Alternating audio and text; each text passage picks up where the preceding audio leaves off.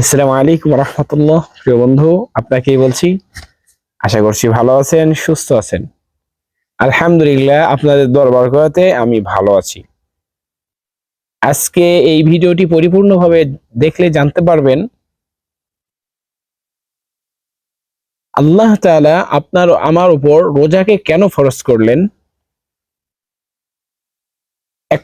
এক নম্বর। 2 নম্বর, জানতে পারবেন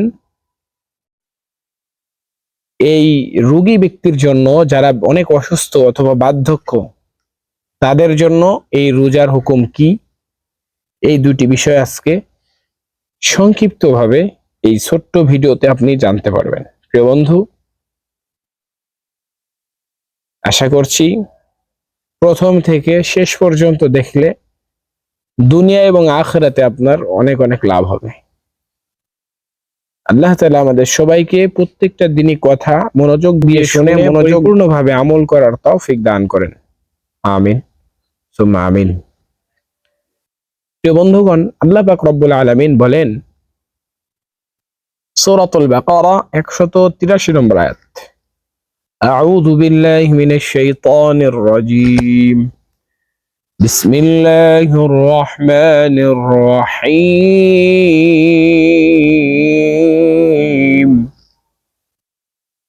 ইয়া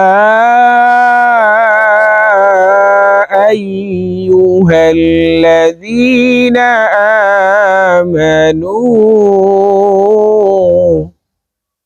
হে ঈমানদারগণ, কুতিবা আলাইকুমুস সিয়াম, তোমাদের উপর আমি রোজাকে ফরজ করেছি। কামা কুতিবা আলাল্লাযীনা মিন ক্বাবলিকুম, যেরকম ভাবে পূর্বের মানুষদের উপর এই রোজাটি ফরজ ছিল। নবী একরাম, সাহাবী, তাবেঈন, তাবেঈন, আইম্মায়ে মুস্তাহিদিন, সলবে সালেহিন, বুজুর্গানে দ্বীন, এই পূর্বের মানুষদের উপর যেরকম ভাবে রোজাটি ফরজ ছিল, মিন ক্বাবলিকুম কুতিবা আলাল্লাযীনা মিন ক্বাবলিকুম, যেরকম ভাবে পূর্বের মানুষদের উপর রোজা ফরজ ছিল, আপনার আমার উপরও তেমনি ভাবে ফরজ করা হয়েছে। কেন? আল্লাহ তাআলা এই আয়াতের শেষের দিকে বলতেছেন লাআল্লাকুম তাত্তাকুন,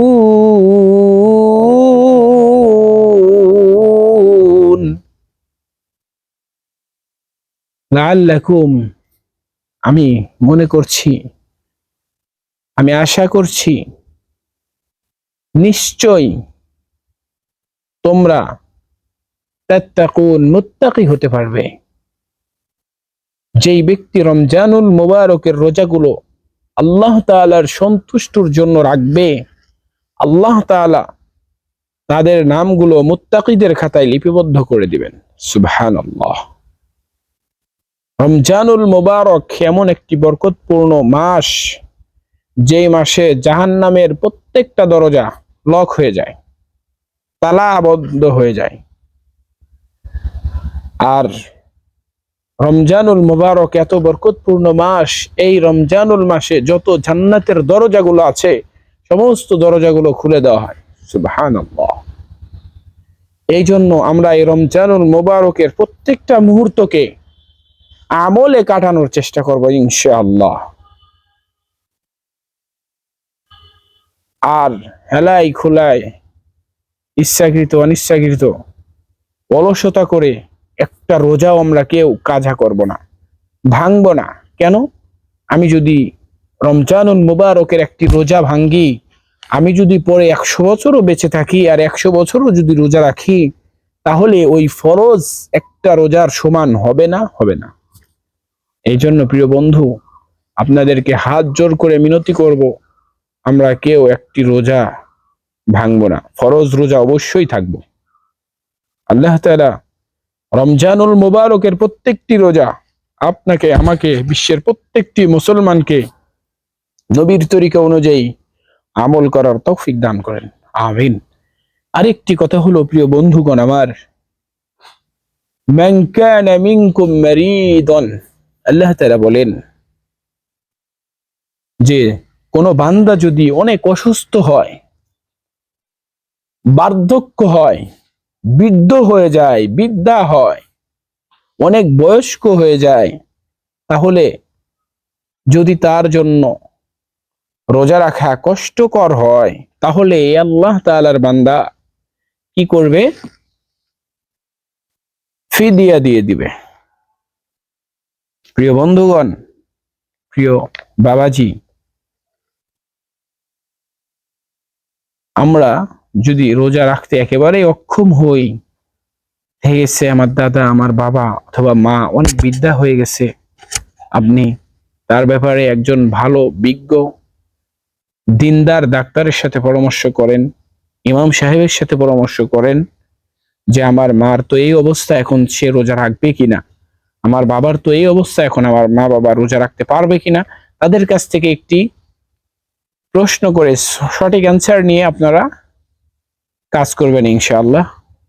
আশা করছি আপনাদের দুনিয়া এবং আখিরাত আল্লাহ তাআলা অনেক অনেক বারাকা দান করবেন ইনশাআল্লাহ।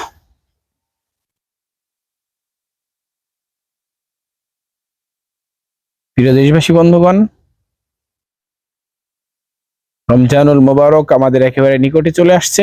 অতএব আমরা সকলে দুনিয়ার সমস্ত কাজ কামকে ফারেক করে, দুনিয়ার সমস্ত কাজ কামকে দূরে রেখে আমরা পরিপূর্ণ রমজান মাসটা আমলে কাটানোর চেষ্টা করব ইনশাআল্লাহ। আল্লাহ তাআলা আপনাকে আমাকে রমজানুল মুবারকের প্রত্যেকটা দিন, প্রত্যেকটা মুহূর্তকে আমলে ব্যয় করার তৌফিক দান করেন এবং আল্লাহ তাআলাকে সন্তুষ্ট করে পরপারে পাড়ি জমানোর তৌফিক দান করেন। ওয়া আখিরু দাওয়ানা আলহামদুলিল্লাহি রাব্বিল আলামিন। আসসালামু আলাইকুম ওয়া রাহমাতুল্লাহি ওয়া বারাকাতুহু।